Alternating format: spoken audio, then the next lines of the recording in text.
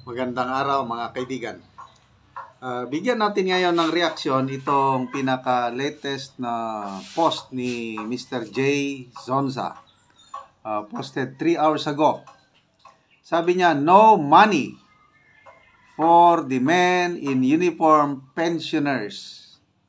Sad New Year. More money for congressmen and senators. Happy New Year. So, malungkot po ang bagong taon para sa mga men and women in uniform and even government employees. Yung magre-retire Bakit? Explain ko mamaya. Bakit naman maligaya ang bagong taon ng ating mga lawmakers? Ito, keynote ni Mr. Jason sa yung post ni Major General Romeo Pukis. Ito, basahin ko. Money-making pork barrel projects ng ating kagalang-galang na mga kongresista.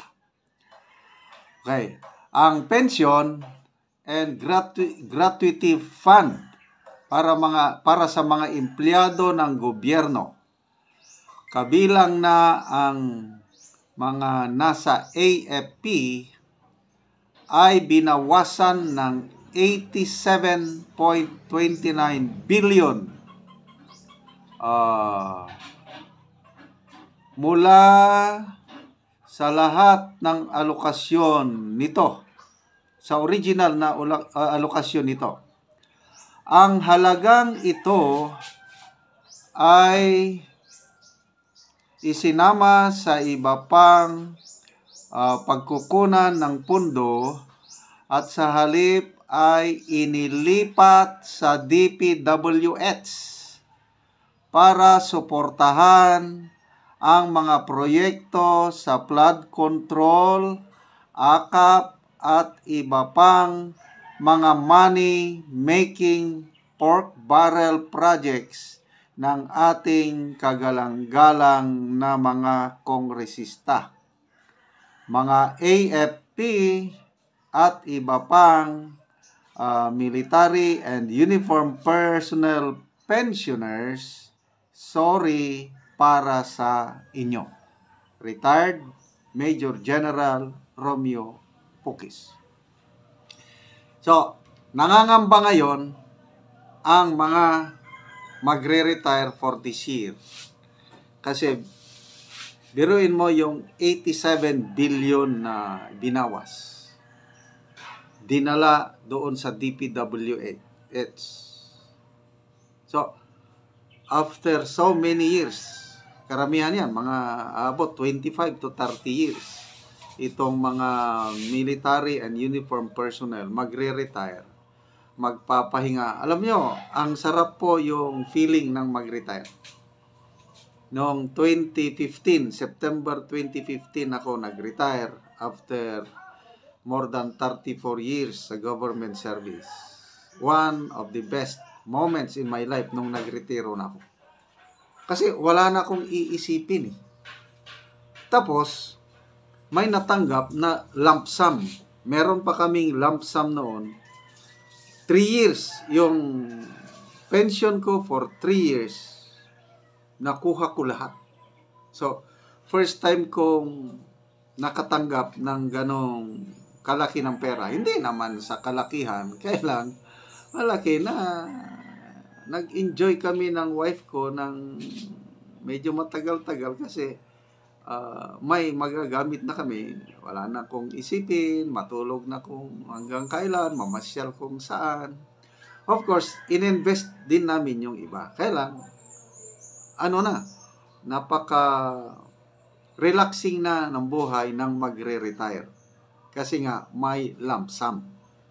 3 years. Ang alam ko ngayon, tinanggal na ata yung lump sum. Monthly ka lang na mag-pension. Wala ka na ngang lump sum, tapos alanganin pa kung may matatanggap kang monthly pension. Kasi nga, yung 87 billion na tinanggal sa pension and gratuity fund, maaapektuhan talaga ang mga magre-retire. Hindi lang men in uniform, pati na rin yung nasa government public service. Yun po. Kaya medyo malungkot nga ang New Year ng mga nagplanong mag-retire. And even sa mga hindi magre-retire sa AFP, medyo malabo pa rin kasi nga binawasan yung AFP Modernization Fund. Although, sa isang bagay, maligaya ang mga sundalo kasi nag-increase yung daily food allowance nila from 150 pesos, ginawa ng 350. Malaking bagay yan. Pati KAFGU, yung mga paramilitary groups o volunteer force natin na KAFGU, walang sweldo yan sa gobyerno. Ang natatanggap lang nila, daily food allowance, 150. O ngayon, dahil nag-increase yung daily food allowance ng mga sundalo, kasamang KAFGU. So, 350 per day sa isang buwan, more than 10,000 ang matatanggap ng isang KAFGU. Kaya, maligaya. Kaya lang, sa sundalo lang yan na pangkain. Hindi rin nila yan maiipon, mauubos pa rin. Kasi sa mahal ng bibilhin ngayon, kulang pa rin yun, yung 350 per day. Kung gusto mo talagang kumain ng todo, masarap. 100 per meal. Tama-tama lang, wala kang maiipon. Okay. So, ang masama, yung AFP modernization, binawasan. Sino ba yung nagsabi na, no? Si Senator Drilon atay nagsabi na it's an irony na very, very alarming yung pambubuli sa atin ng China sa West Philippine Sea. Napakainit yung sitwasyon. Kailangan natin bumili ng bagong armaments. Bakit binawasan pa ang AFP Modernization Fund? So, yun po. Medyo malungkot. Hindi lang mga men and women in uniform ang malungkot, pati na rin ang general public, yung prospect sa mga magkakasakit.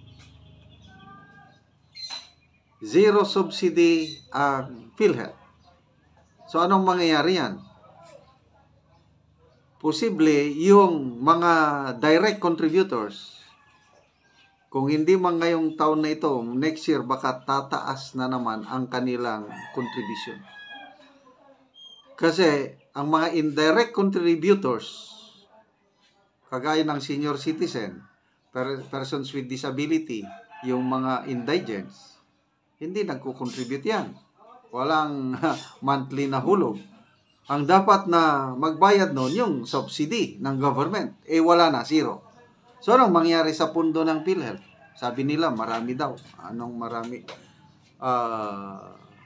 There is serious fiscal mismanagement sa PhilHealth. May nananawagan nga, dapat sibakin. Sibakin na ng Pangulo ang mga top PhilHealth officials kasi nami-mismanage ang PhilHealth. So, wala na. Sad New Year sa mga magkakasakit. Lalo na ngayon, pati malasakit centers na dati ang dami nang natutulungan, ngayon, inalisan na ng pundo or iniba yung sistema. Dati, punta ka sa hospital, nandun yung lamesa o opisina ng malasakit center, mag-fill up ka lang ng form, may konting interview din, matutulungan ka na. Ngayon, hindi na daw Dadaan ka daw sa mga congressmen. Yung nabasa kong comments yung mga nakasubok na. So, bakit dadaan ka sa mga congressman? Alam mo na, malapit ng eleksyon. AKAP. Anong sabi sa AKAP? Conditional implementation. Bakit ngayon lang na magkaroon ng conditional implementation? for year 2024, 26 billion. Ang laking pera no naakap. Bakit walang ganong guidelines? So, ibig sabihin, wala lang. Kanya-kanya lang bigay. So, hindi pa rin kasiguruhan yung conditional implementation. Basta ang perception ng iba, karamihan, gagamitin sa election ang AKAP na yan. So, sorry na lang sa mga kapwa kong members ng military and uniform personnel magre-retire. Hopefully kami na mga retired na hindi na maapektuhan kasi talagang nakaprograma na ang aming pensyon.